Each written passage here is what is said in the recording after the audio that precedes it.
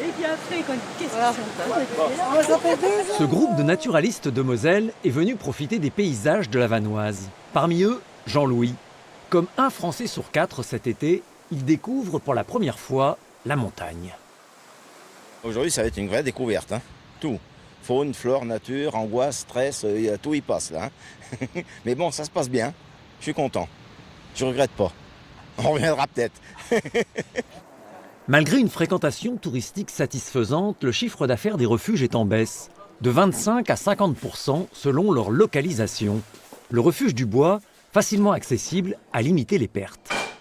Notre situation fait que sur notre terrasse, on a eu beaucoup de ces gens-là. On a eu des embellis sur certaines périodes au niveau de la restauration, au niveau de la vente de boissons. Pour respecter le protocole sanitaire, les refuges ont diminué leur capacité d'accueil. Ici, on est passé de 60 à 40 couchages. Un manque à gagner compensé en partie dans les 18 refuges qui appartiennent au parc par un allègement de loyer.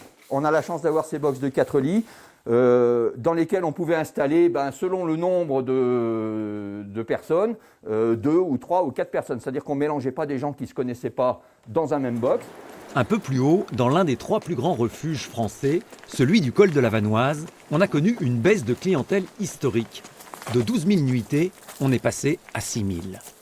Les gardiens sont des travailleurs indépendants pour la plupart, donc une baisse de chiffre d'affaires a entraîné cette année une baisse de revenus et il n'y a pas eu de baisse de la charge de travail. Au contraire, les mesures Covid ont imposé plus de nettoyage, encore plus d'accueil, plus de pédagogie et la plupart des gardiens ont gardé leur équipe au complet également.